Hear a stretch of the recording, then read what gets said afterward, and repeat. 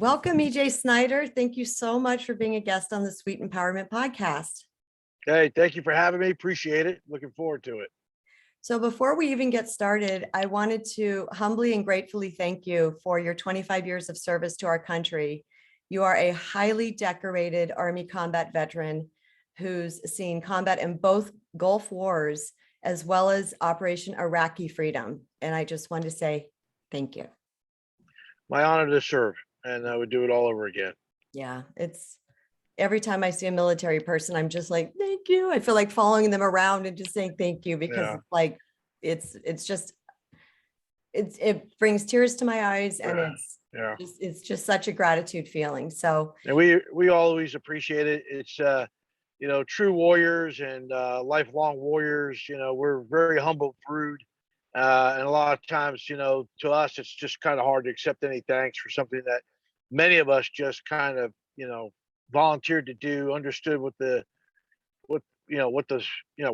tally was to do that. And I got in, didn't think I was going to do 25 years, and next thing I know, 25 years has gone by like that. yeah, And for me, it was just an honor to serve the country, to keep people's safe and free, and I would do it all over again. But it's not that we don't appreciate it. Veterans, just very hard for them to accept thanks for what we went through, but always keep doing it. And it's very, very humbling and grateful to always hear that. So I'm blessed. I understand because I think it's kind of like that hero feeling. Let's say somebody pulls someone out of a burning car accident, and people are saying thank you, and they're like, well, it just seems normal to me. Like, it's kind of just what I do. You hear that a lot where people are like, well, yeah, you're welcome, but it's just kind of what I do. Yeah. And it's kind of how I am in life, and going through all the adventures after the military that I've been through, and how the one thing I didn't see coming through all that, I always wanted to be on TV. I wanted to be an actor and a stuntman since I was a little kid. Oh, really? But my life took a different turn, and I found it was much easier just to be me, go through my adventures, and let them film me just being me. But what I never saw coming was the other side of it, where I've inspired, motivated, and became a hero to so many. Right. Uh, is so humbling, because I never saw that coming, that I would be, in a way, just being myself and presenting myself through the challenges I go through, and how I interact with people and how I handle tough situations. That would become basically a battle banner for others in their life, whether they're trying to get in shape, fight addiction, having a relationship issue, trying to get through school, look for a job, even the pandemic, it's life-threatening illnesses, addiction, whatever. And I just humbly am, just God's voice for that. I'm just the vessel and the message. I don't take any credit or make any excuses for who I am. I just go out there and do what I'm supposed to do, and I it's my love that. life's purpose. So, You know, you were given in your military service time, I believe you were given the name Skull Crusher. yeah. Can you tell us a little bit about why you were handed such a powerful name? It's kind of funny how it came about. I mean, I was bullied as a kid and had to go through a lot of things. It wasn't just like one kid was bullying me, it was a whole group of them. I lacked a lot of self-confidence as a kid. Was trying to get really good at sports, and my folks divorced when I was very young, so I figured the best way to develop self-confidence was to start learning how to box. I was doing wrestling in school. I wasn't a very rich kid, so I'd have my friends would go to karate classes of all types, judo, taekwondo, this, that, and the other thing. And so I would just tell them, hey, teach me what you learned. And I developed a style of just very unorthodox fighting style, which is now a lot of people call MMA or mixed martial arts. But back then, I was doing it before anybody had a cool name to it. But it helped bring me some confidence that I could stand up to those folks in a way that I was a bigger kid and got bigger very quickly. And when other kids I'd see getting the same thing going on, I'd go rescue them, and Yeah. I'd become not really a bully of bullies, but I'd be that guardian. And so that kind of carried on in the military. I was doing a lot of fighting in the boxing teams and stuff like that. And one night, this guy who was known for getting very intoxicated and sucker punching people sucker punched one of my friends. All I saw was his fist come by my head, popped my friend. He went down. I shoved the guy out of the way, and my friend was going to definitely need to get stitches up here. And I was looking at him, and then that guy's grumbling back there, and I don't really hear him. I'm not paying attention. I'm trying to take care of my friend, and I get hit with this like piece of glass, whether it was a bottle or a mug on the back of the head.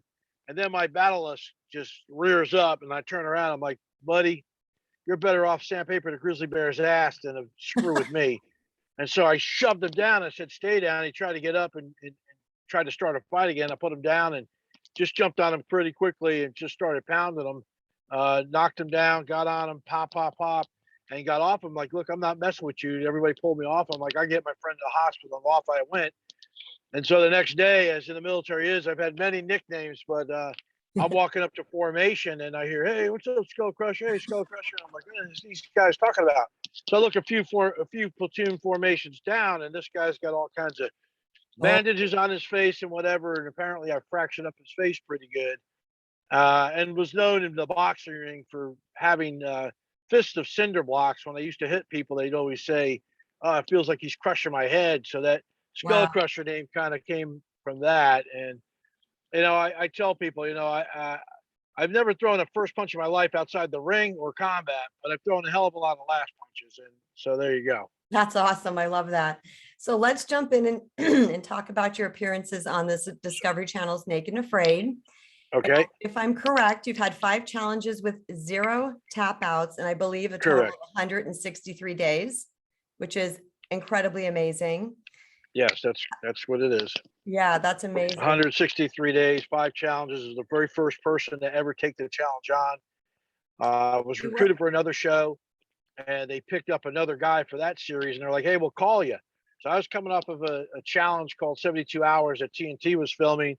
It was a race for $100,000. You met your partners on the starting line, and it was just 2 people that should have never left their couch, but that's who I had as teammates. So I'm dragging them all through Fiji. Long story short, we never found the money. We were in the runnings for it, but I had one partner that was just completely just not ready for prime time and shouldn't have really been out there. And so that was pretty challenging because I'm very competitive and I was fresh out of the military. So when I was back in the hotel room, they're like, hey, we've got this really extreme survival challenge. We think you're amazing for it. You're our most qualified guy we've ever seen. And if we put you out there with a partner and they're pretty tough, if you guys can survive this location, the other 5 locations and the people we got will be no problem. I'm like, sure, sign me up. I'm always up for a challenge. The naked part slowly came along as we went, meeting after meeting. It felt like strip poker. They kept taking something away from me. Till eventually I wound up out there and it was like, hey, we're going to go buck naked on this thing. And I'm like, okay, no problem. Bit of a nudist, so whatever. And that down. I'm like, yeah, no problem. It's just like the ultimate challenge. You get a couple tools and that's it. And then off we go. Yeah, I'm doing a podcast. Guys on their ATVs going to lunch, I guess. Those are my favorite. It's when you're out here in the woods, it's, you never know what you're going to run into. But I love it. and it's the same thing with the challenge. You never know what you're going to run into. And, the funniest moment was when I'm marching along with my partner behind me and we're marching across the Serengeti plains of Tanzania. And we're hearing lions roaring in the background and elephants.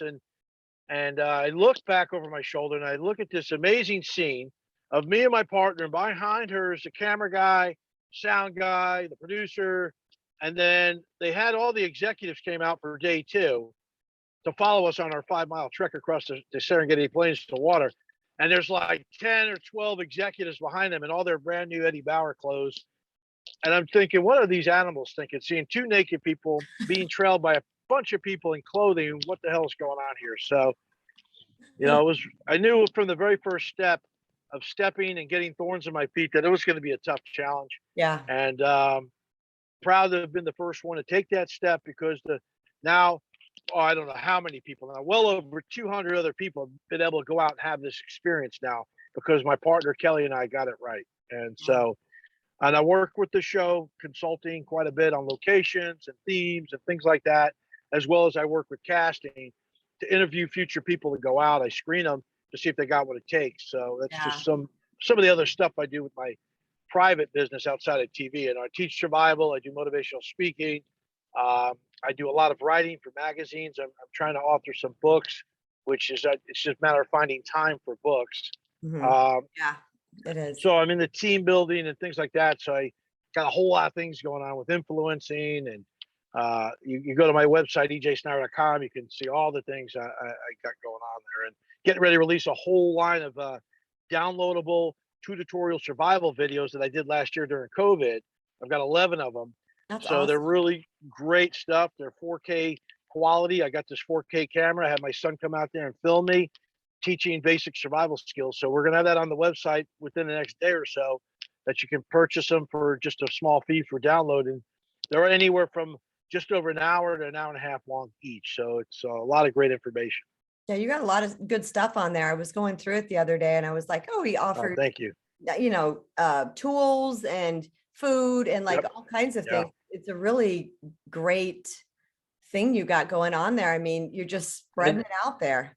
Yeah, and all the gear I get involved with, I test for anywhere for 3 to 6 months before I sign my name onto it and get Right. involved with it.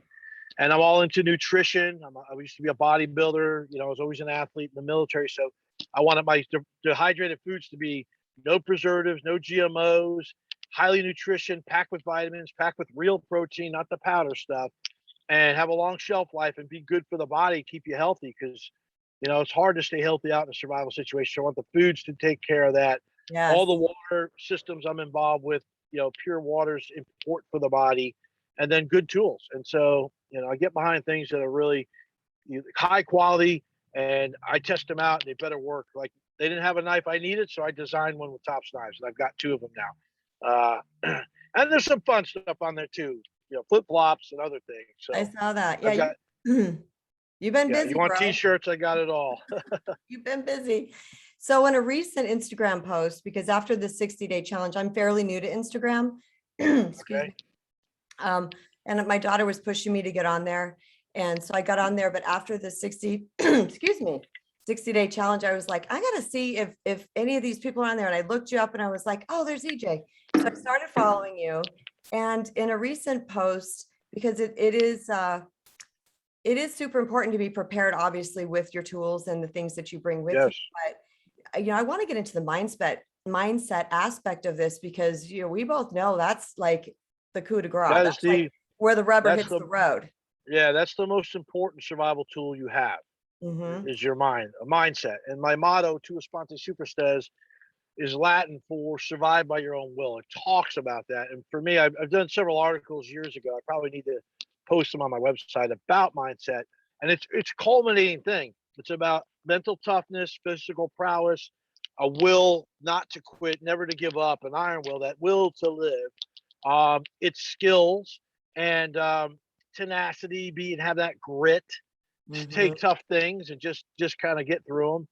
And a lot of people always ask, how do you develop mindset? I'm like, well, mindset and mental toughness is something that's developed through your life. The hard days you go through, and what did you do to get to the other side of it? Did you roll over in a little ball and Mhm. start crying, or did you become a solution finder? Did you find a solution to what you were going through? And I find that with people that tend to tap or quit or give up, it becomes very habitual for them. It can become a very easy thing for them to continue to do unless they break that cycle. Because you quit on something once, it's so easy to do again. And so, from an early age in my life as a young kid, I didn't like being picked last for sports. And I was very uncoordinated. But the one thing I was good at, I was super fast, faster than anybody else. So I'm like, that's my strength. Now I got to capitalize on that strength and kind of get the other stuff in there. Mhm. And so I got good at every sport. Didn't really master. I mastered some, but not like at a certain level. I just never wanted to be picked last. So I wanted to be good enough at every sport. So I never got picked last because I hated that feeling. And so you go through divorces with your parents or yourself or whatever. Of death, like my brother, I lost him just before his 22nd birthday, and he was fighting addiction. And so, all these tough things are little markers and steps to keep that mental toughness going and get up to the top of that mindset mountain. Yeah. And for me, I speared my testicles in the 60-day challenge. Yes, you did. And for Talk me, about that. And for me, quitting, it just is not an option for me. I'd rather die than quit, and that's the truth. I just quitting does not phantom me. It's not. It doesn't fit on me well. I just won't do it. And I knew I was okay. I know my body. I know my immune system and how tough it is. I've been in the swamps for many years. I trusted the medics I had. I knew they were good. And I'm like, look, I've been in worse situations and have, well, maybe not worse injuries because I was about 1 millimeter from bleeding out and clipping a major blood vessel. But I've stitched myself up all the time, just keep it clean, And so they stitched away, and I didn't want them wasting time trying to stick me with 6 needles to numb it up and then have to wait longer. I'm like, this thing's been open over an hour. We need to get it closed up. It's loose skin. Just sew it up. And you're going to poke me with 7 needles. You're probably going to give me 6 or 7 stitches. Just start stitching. I wound up getting 8. And so just start stitching. Yeah. And for those that don't know this story, you were standing on a branch. Yeah, I was on a log, hanging out little over the tree log. swamp. Yeah, And the about branch, 10, 12 feet above the water. and that, wow, it's And pretty and I stuck a stick underneath my feet, which was one of the sticks I was using to clear away these hyacinth, to make an opening for like a fish hole. Mhm. And I put it underneath the tree so I could get at it. Once I got to the end, I was going to sit on the end and then try to move the rest of the hyacinth out of the way so I can complete my fishing hole. And not until the show aired and one of my friends slow-moed it and realized what had happened did I realize it was the very stick I put in the water Oh, that speared me. And if I wouldn't have done that, I would have just had a bath for the day, and that would have been fine. yeah.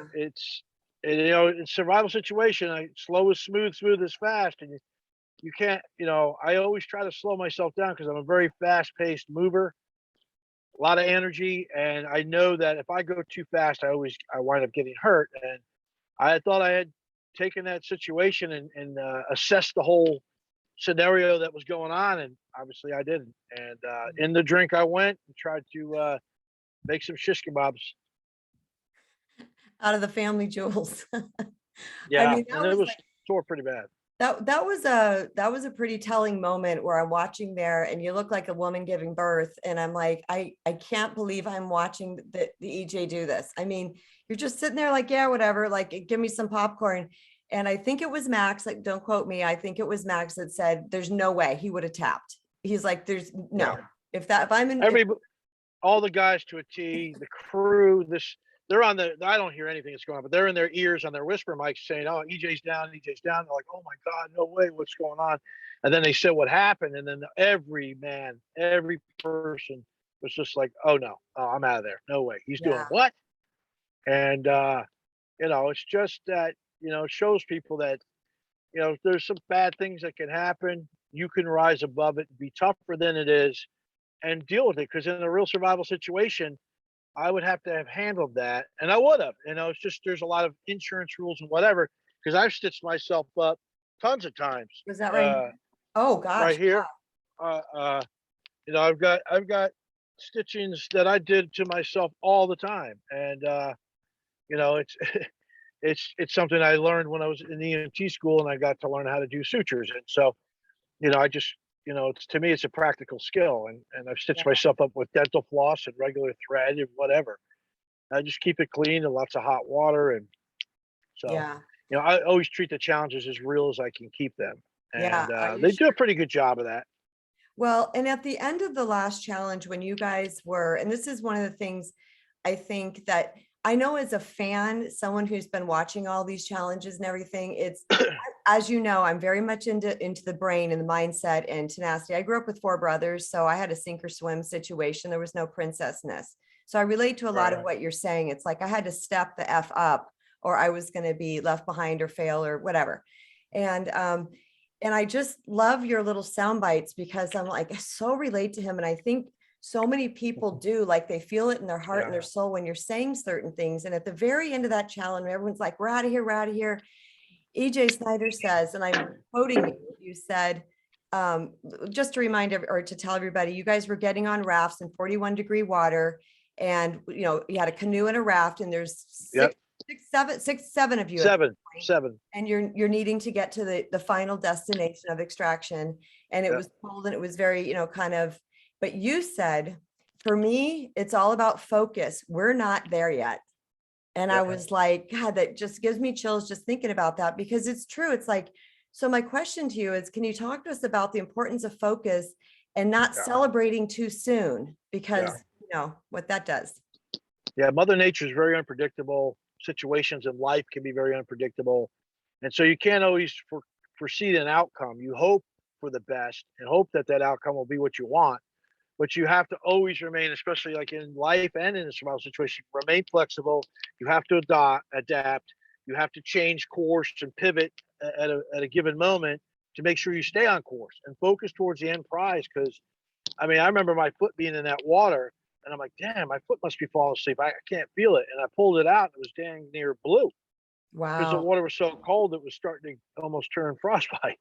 It was that cold, and I was like, oh, all right, let's warm these feet up. And focus is you have to remember, that's when you're so tired and you're so run down, and that's when the worst things can happen. And you want to get everybody to the end, and then all of a sudden the canoe starts taking on water, and these situations start developing. So the end prize is to get to the extraction and get everybody there in one piece and safe and not healthy.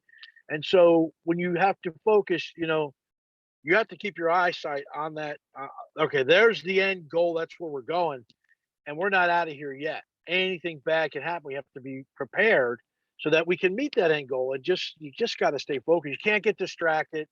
The time for sightseeing at that point is, take it in and be in the moment. But we'll sightsee when we get to the end and we're Yeah. on that plane. Then we can look around Yes. and then relish the victory, because you know a lot of the other folks that I was with were half my age. All could have been my kids.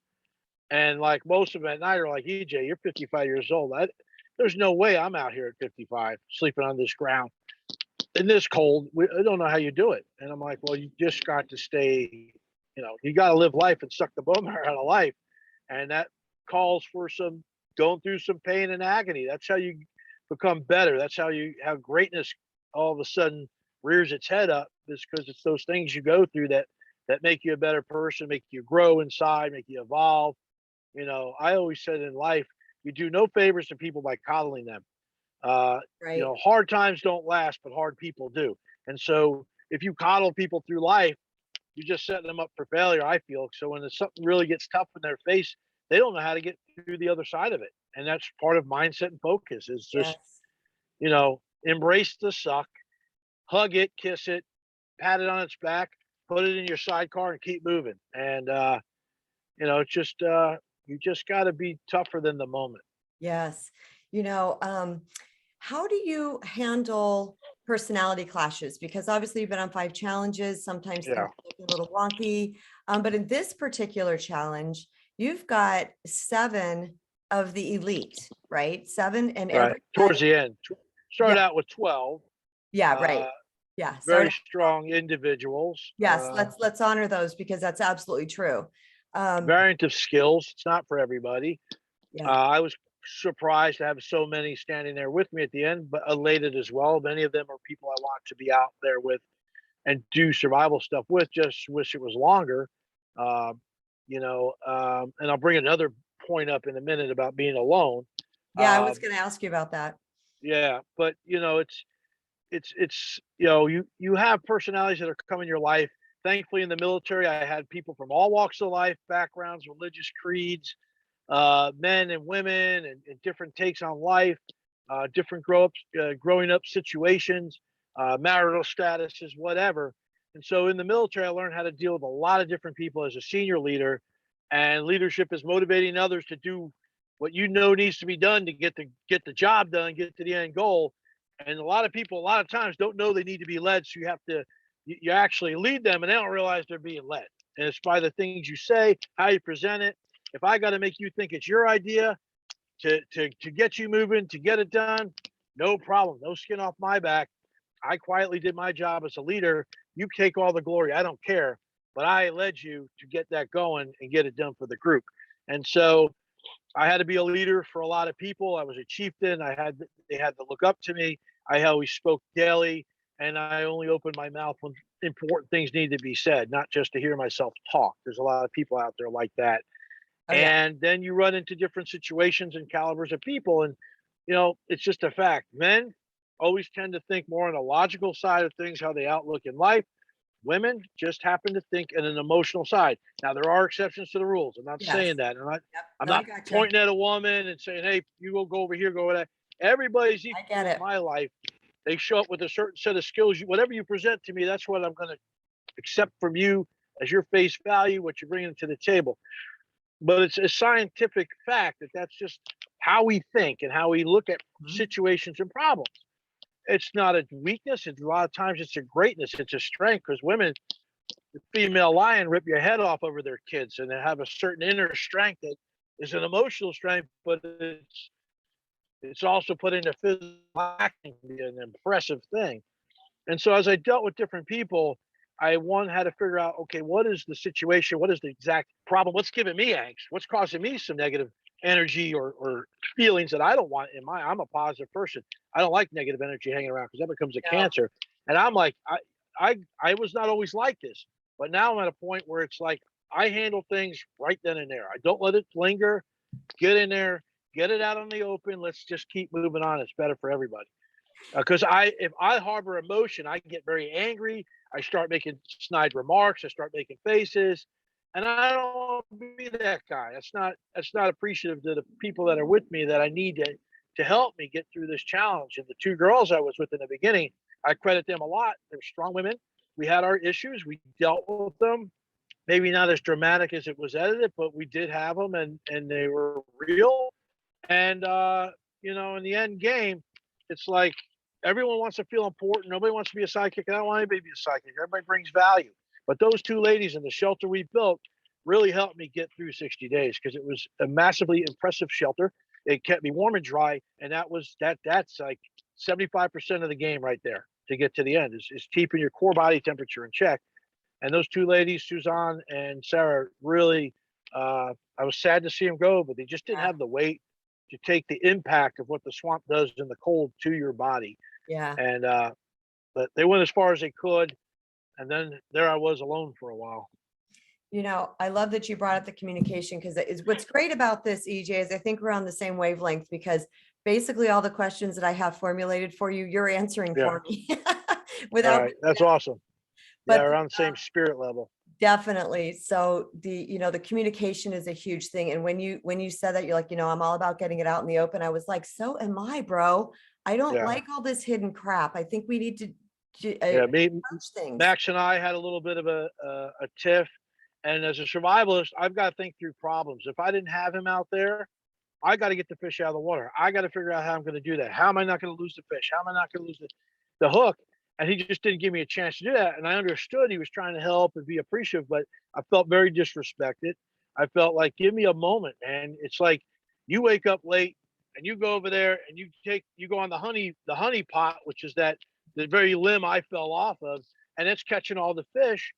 I would walk all the way down to the North Point and walk my way back because I always knew there'd be a victory at the end. So I'd rather get all the disappointment done first. And then at the end, yes, we got a fish. But every time I'd come back, he'd had already just got up, run out there. Cameras were rolling. Oh, look, we got fish. I'm like, hey, let me have a little victory here once in a while. Let me just pull a fish in. It seems like a small thing, but it really is a big deal out there because small things are big things out there. I was going to say it really has to do with the environment. And in that you need that own win for yourself too. Don't you Yeah. think? Just kind of, Yeah, and I hadn't had a victory in a while, and I think about what if I didn't spear myself, how different my challenge would have been. I was just days away from nailing a deer in that swamp, and then when Max and Gary showed up, and they're very loud, they're chopping all the oh yeah. trees. I mean, I got nothing against loudness because I'm loud when it's appropriate. The deer started pushing away again. I was calling them in, and I was Yeah. getting so close to getting a deer. And the producers had asked me, I'm like, good. Look, guys, I'm good for another week by myself here. I says, I've been by myself for 3 weeks in Bulgaria. Bulgaria was a much tougher environment, Wow. in the mountains without food, just basically as a vegetarian, and no deer hides, no good shelter material. I was in a world of hurt up there, and I'm like, I did 3 weeks up there. You guys remember that? So 3 weeks here in the swamp, which is kind of a second home for me, I could do a month, no problem. And I was enjoying my solace and the time connecting with spirit and nature and the animals. And I was having a good spirit walk for that time. But I guess that chapter for 2 weeks was good enough for him. So, Well, let's talk about spirit. Let's talk about that because I'm a super spiritual person, not religious, but spiritual. And yeah.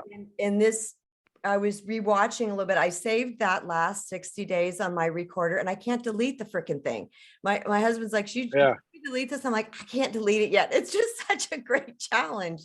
Yeah. It's Um, one of the better ones. It it, really captured it, a lot of oh God, aspects, it was just skills, and humanity and everything. beautiful on so many levels. I mean, I think everybody would benefit from watching that last season. Not that they're all amazing, but you did Right. at one point, you said spirits, Father in heaven, whatever, help me with whatever was going on. And I was like, we need to talk about that spiritual aspect of it because for me, Yeah. I think I need to walk with spirit in my life like every day, Yeah. all day. And Yeah. talk about leaning on that idea or that knowledge or that philosophy or that energy, whatever you call it, how that works. You have to, what I found though through my evolution of challenges, I have a Native American heritage, some Viking in me, and I was really tapped into some of that stuff early on in my life, and through the military, kind of got put back in my deep in myself. And then when I was on my second challenge with Morizera, and we were in the Amazon, the Amazon brought that primal side out in me again and tapped back into it, and I realized that I have a sixth sense. I have a way about spirit reading, tapping into the universe, call it Jedi powers, whatever, that the same things that kept me alive in combat as a point guy, sensing booby traps and sensing the enemy, I could use as a factor inside survival to knowing how wildlife behaves. The wildlife behaviors are a key way of keeping yourself from getting snake bit and many other things. I'm going to apply all this now. And I'm going to tap into the spirits and nature and let them guide me. And it's such a better experience because when you start working with the universe within nature, not trying to conquer it, just kind of flow with it, get mad at it when you will, but get back on point, and then always be grateful and thankful and feel blessed to be in that setting Yeah. and be in such a simple world and a simple life, which I find so enriching and so valuable. And I feel much more like a millionaire out in the wild than I do when I'm back in society. uh it's very important to take those quiet moments and pray, still yourself, meditate, do yoga, to give thanks, be grateful, and have your affirmations every day on what you're going to get done. And I would do that twice a day normally.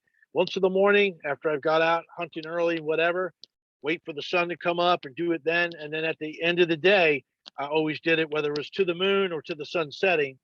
The moon's very powerful in my world of spirituality. It governs a lot of things for me.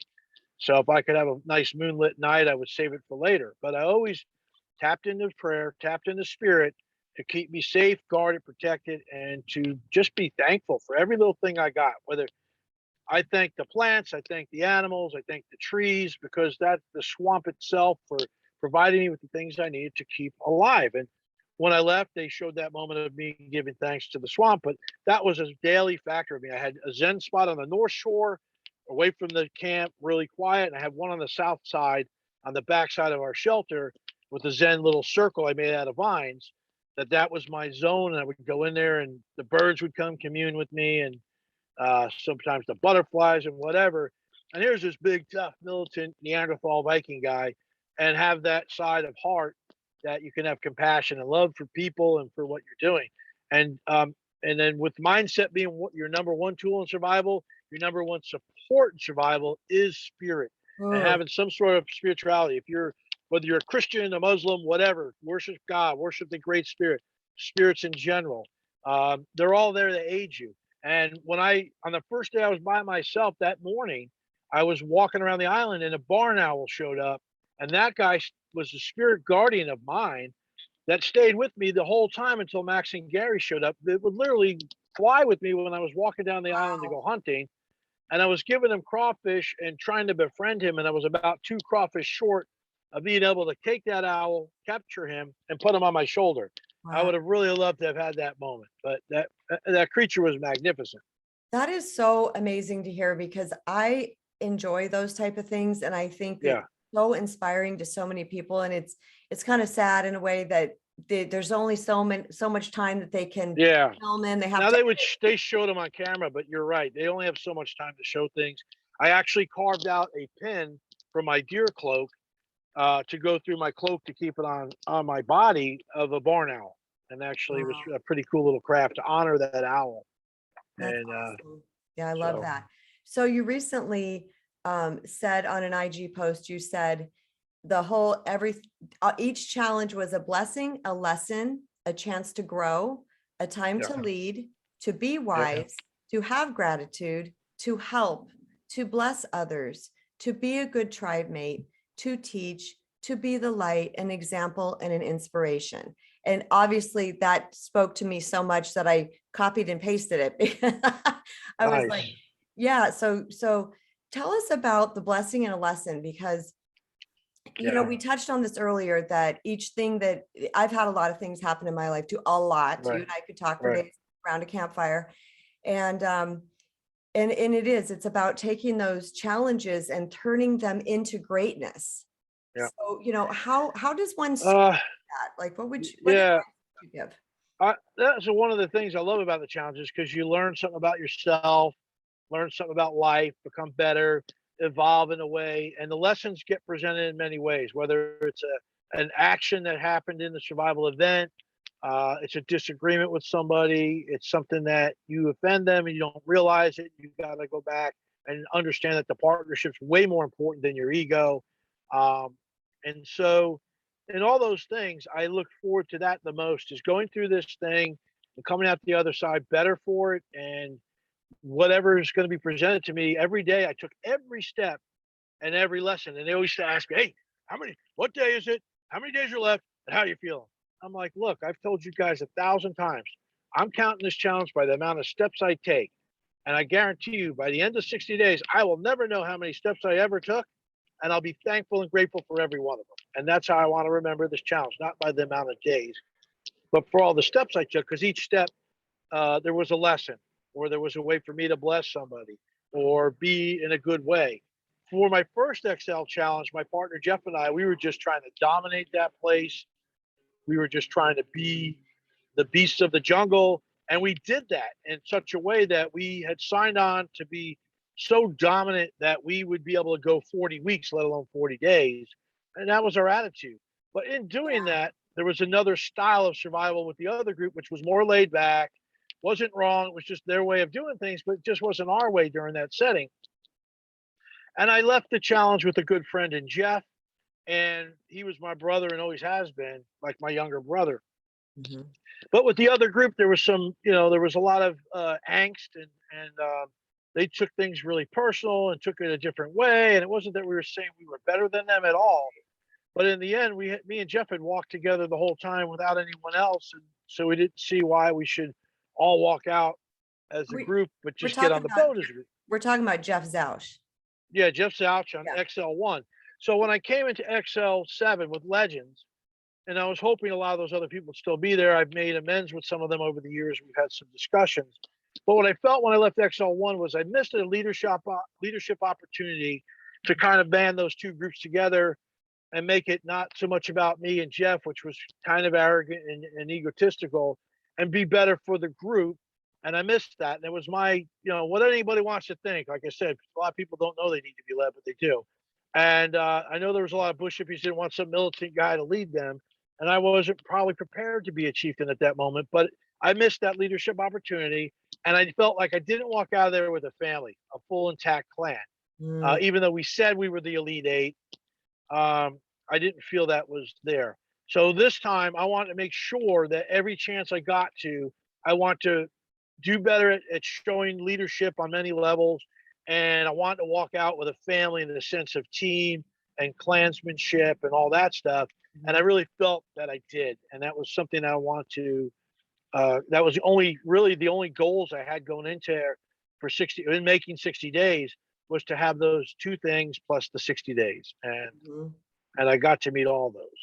Yeah, that's amazing. So Jeff, at the end of this challenge, said straight to the camera without blinking, he said, there is no person I trust more with my life than EJ Snyder.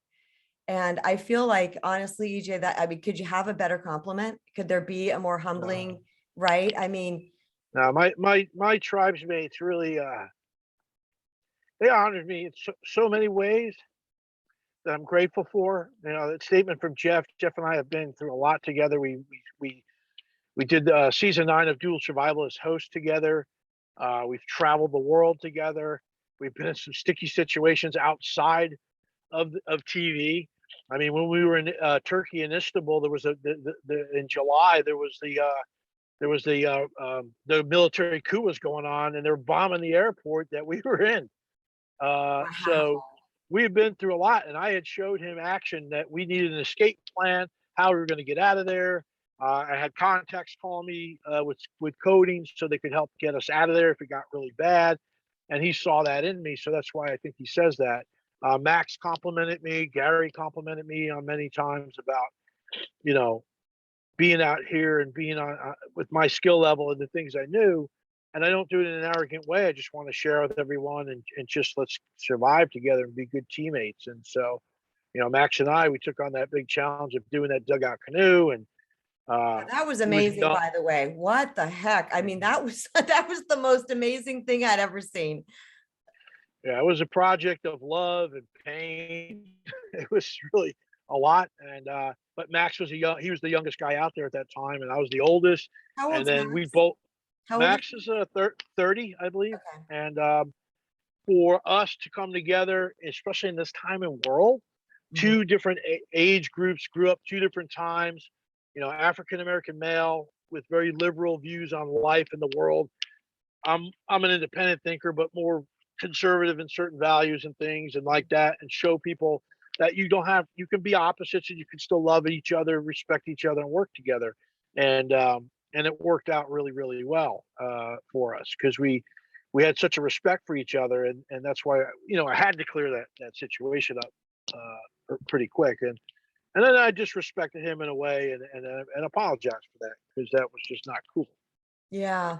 And it's, it's all about owning your shit. I tell my family members, my kids, my relationships, I'm like, you know what? When it's your bad, just own it. What's the worst Yeah, that can happen? Just own it. That's me, my yeah, bad. And you move on and everybody feels so much better. But I think what you're talking about here is why you've become a fan favorite is because there is this mixture of grit with compassion, EJ. I mean, people yeah, see this and what's really cool is that I know that's a heart connection that people are getting by watching TV because so much is edited. They're really not having the full exposure of EJ right, Snyder. They're getting right. these little blips, but there's a feeling you can feel.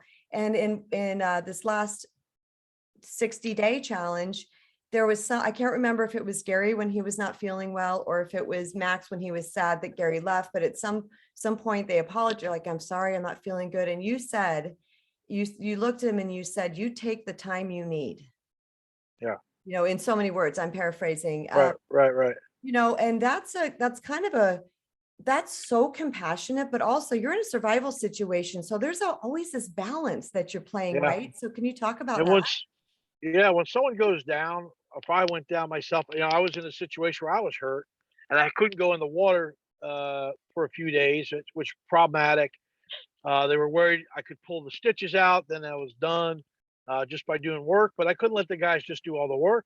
So I did what I could and took the chores on that I could take on without violating that, um, basically my profile, as we'd say in the military, and then adapt around what I could do and still be a helpful partner, let them take on the heavy lifting. And then eventually, as days went on, I could do more and more and more. And then when another partner goes down, then it's time, hey, I got to step up. I got to chop harder. I got to do this. It's your turn. You just chill out. And that happens in a real survival situation. People are going to get sick. People are going to get hurt. You got to nurse them back to health. And it's a lot tougher in that situation. But, you know, you got to be a good partner and team. And that means the others that are in good shape take on more of the task. We Mhm. would have loved to have a third set of arms chopping that dugout canoe, even though it was probably only going to be big enough for two people. But to have a third person working on it, we would have been done with it so much faster. But Gary was incredibly sick. It was very hard to watch. Within 5 days, I watched this guy that walked into my camp. Him and Max both strong, muscular, looked in great shape. We're full of energy, healthy. We're strong. We're chopping logs with the Pulaski left and right, lifting these big monster logs, to relegate it to laying in the fetal position inside the shelter and just wasting away. Within 5 days, he deteriorated so fast. And they didn't even know what it was, they said at the end of the show. Yeah, That was no idea. I so, suspect it was some kind of a bug or a parasite that got in behind his eyes because of what he kept complaining about, these massive migraines in his head. And I think something got attached or behind his eyeballs from the alligator eyes that he stuck in his eyes. And yeah. that's just proof that if sometimes you do stupid things just for a shock or a laugh, Mhm. which you need levity in a survival situation, but maybe next time just hold them up to your eyes.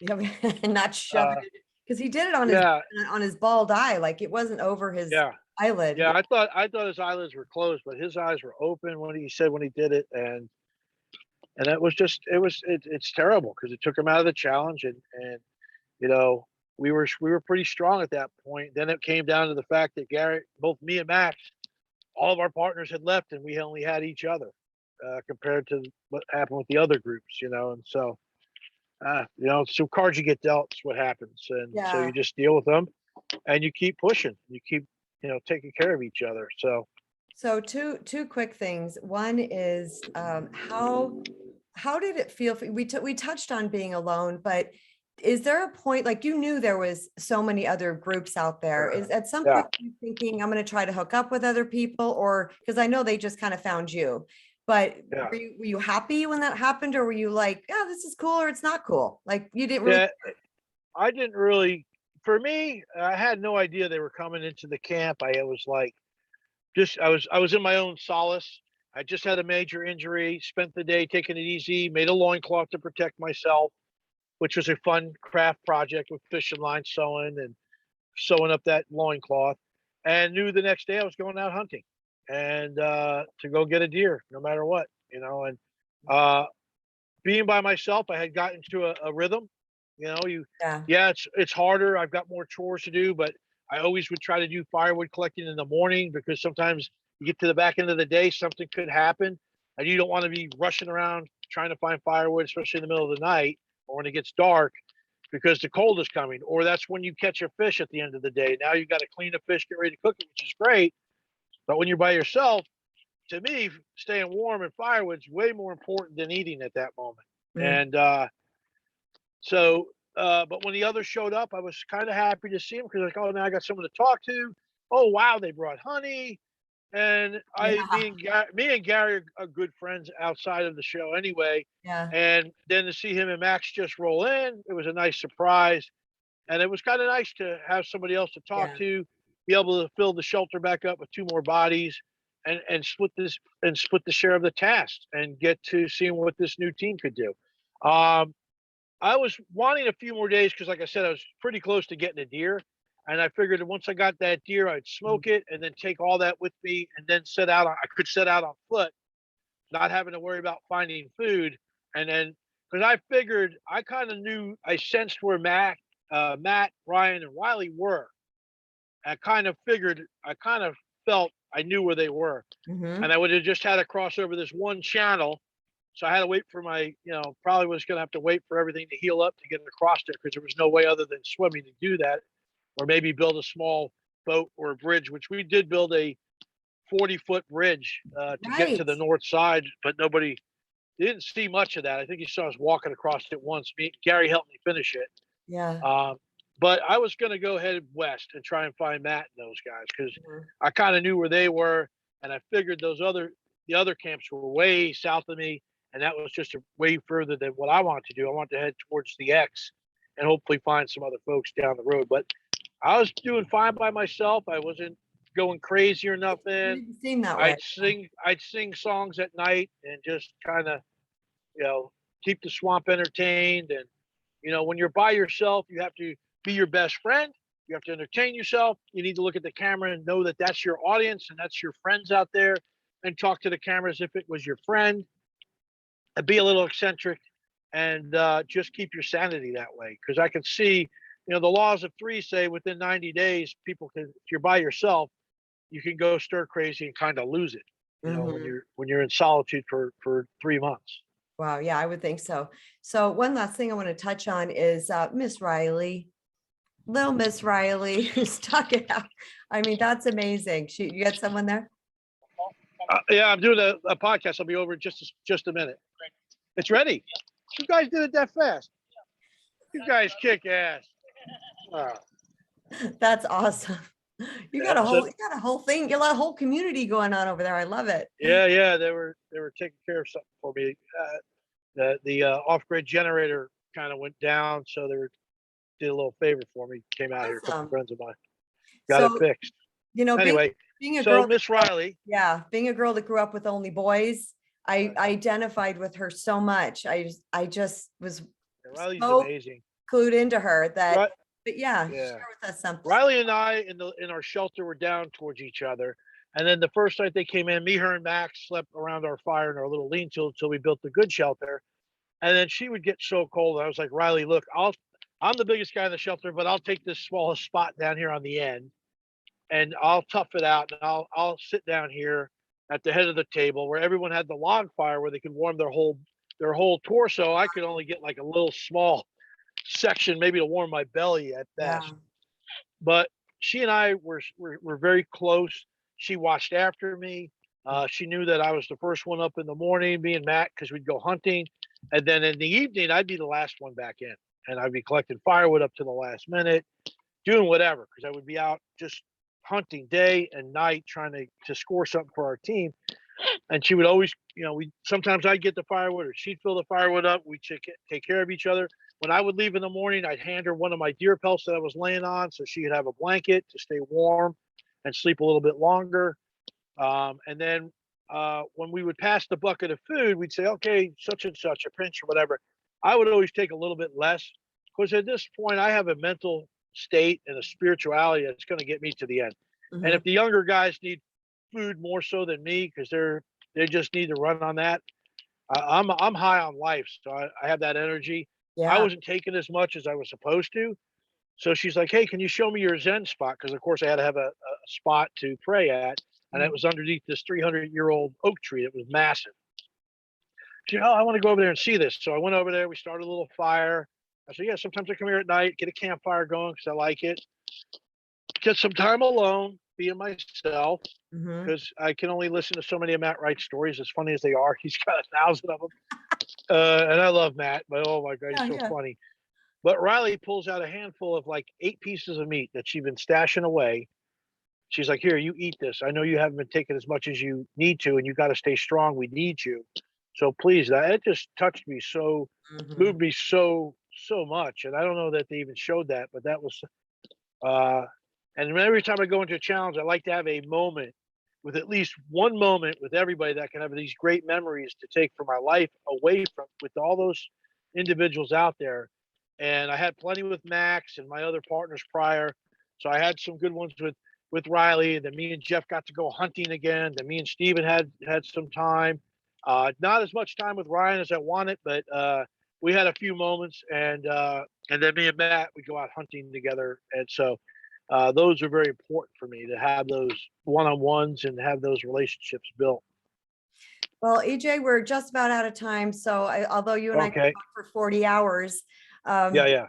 let's just real quick wrap up and circle back to the things that you offer for everybody and the name of your Right. website so people can get Yep, a yep. hold of you. Your So you can Instagram follow me channel. on social media at Instagram or Twitter at EJ Snyder 333. EJ Snyder public figure page on Facebook. And you can get to all those links at ejsnyder.com. www.ejsnyder.com has all social media links, YouTube, everything. On that page, you will see a lot about me, the challenges I've done, the services I offer, everything from survival training to trek guiding to teaching you how to camp, backpack, um, motivational speaking. I do appearances at different events and do meet and greets, that kind of stuff. I do cameo shout outs. So Cameo.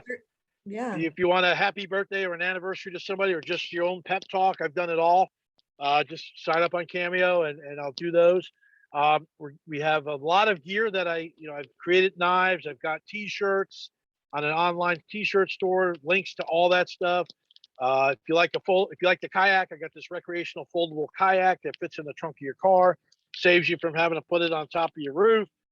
I'm involved with so many different things, and it's just about sucking the bone marrow out of life. I've got my own food line, survival kits, and now we're getting ready to release survival tutorial videos, individuals, and then some combo packs to make it a That's little bit more awesome. affordable for you. And they're just the basics of survival, and you can learn a lot. And there's several different videos. Like the shelter building is 3 separate videos and different ones each, but you can watch them by themselves. And so all the basics of survival, and go check them out. They'll be up in the next day or two on the website for purchase, download, purchase, and yeah, just reach out to me and connect with me on ejsnyder.com.